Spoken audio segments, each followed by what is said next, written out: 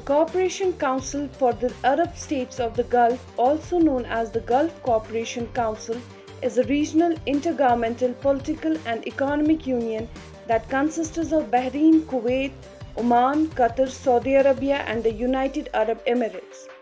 The Council's main headquarters is located in the city of Riyadh in Saudi Arabia.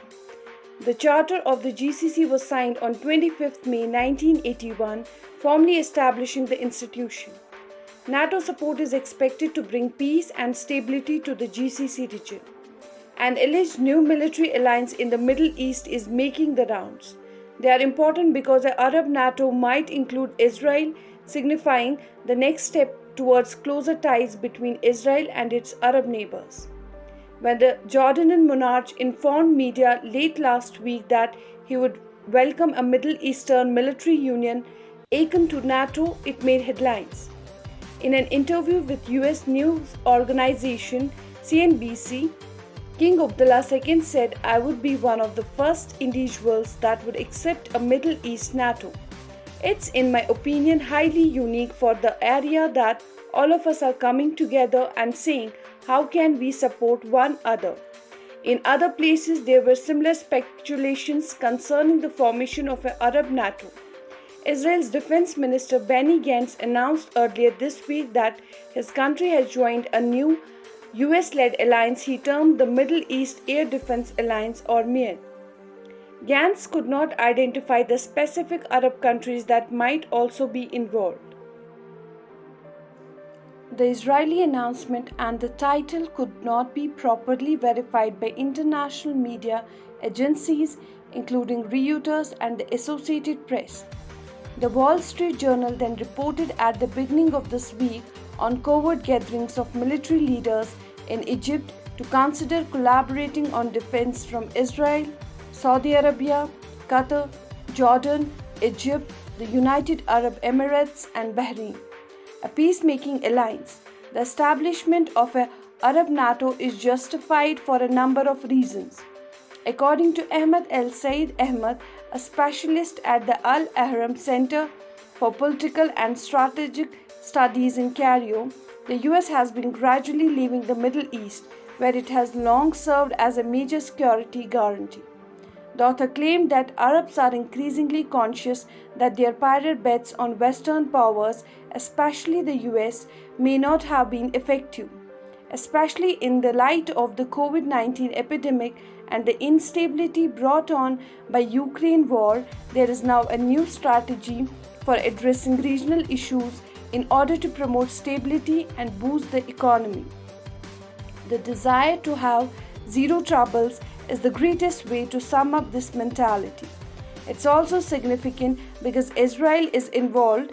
Arab countries would prefer access to Israel's advanced air defense capabilities because they worry about aerial attacks from Iran or Iranian proxies.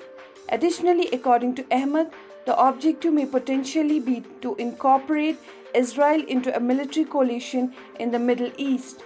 He claimed that this would be a continuation of the improved relations that have existed between Israel and its Arab neighbors since the so-called Abraham Accords were signed in 2020. Relationships between Israel and some Arab countries have normalized as a result of the latter. How might an Arab NATO appear? Any such defense alliance, according to experts, is most likely to include nations who already have some type of connection to Israel. That includes the nations that have previously established diplomatic connections with Israel, such as Jordan and Egypt, as well as the nations that signed the Abraham Accords, the UAE, Bahrain, Sudan, and Morocco. The US, who is widely believed to have mediated such a deal, would undoubtedly be involved as well. Other potential members of the alliance include Saudi Arabia, Oman, Qatar, and Kuwait. Despite all the speculation, experts cautioned DW and said it was doubtful the Middle East would soon witness the creation of a true NATO-style allegiance. Becca Weiser, a fellow for the defense program at the Center for a New American Security, a Washington-based think tank, concurred that there is currently a stronger drive for deeper regional cooperation. However, I still believe that the concept of an Arab NATO is a step too far. According to Ahmed of the Al Ahram Center, the idea of an Arab NATO has been put out several times, but it has never crystallized up until this point, and I believe it won't in the near future either. The US has actually promoted this kind of defense cooperation for decades. The US is a major security guarantor in the Middle East, particularly among the Gulf states that produce oil.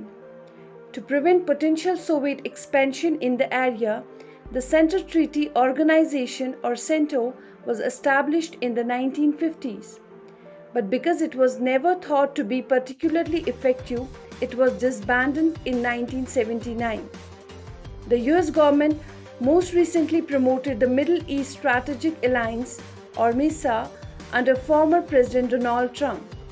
A similar coalition existed in the US under Barack Obama. During his next trip to Saudi Arabia and Israel, current US President Joe Biden is anticipated to bring up this subject. None of the previous proposals for an Arab NATO ever really took off. In reality, many of the same factors that contributed to their failure still exist today. Because different nations deploy different aircraft and weaponry, there are logistical problems with interoperability. There are worries that larger and more powerful nations like Saudi Arabia or Egypt would control any coalition. Other Arab nations like Egypt have different political objectives and do not all view Iran as their main opponent. For Arab countries, collaboration with Israel still faces significant obstacles related to the Israel-Palestine conflict. For instance, Saudi Arabia has declined to develop deeper ties with Israel as a result. A visiting scholar at the European Council on Foreign Connections who specializes in Gulf state security, Cinzia Bianco, told DW that alleged members of any such alliance still don't trust one another, and the political relations among them are tough and unpredictable. Furthermore, improvement would be very impossible without Saudi-Israeli normalization. It's not just Israel either. There are still issues and conflicts among several of the Middle Eastern states, particularly between the Gulf countries. Weiser of CNAS continued. Weiser noted that a defensive alliance like NATO would necessitate the exchange of a great deal of intelligence and information.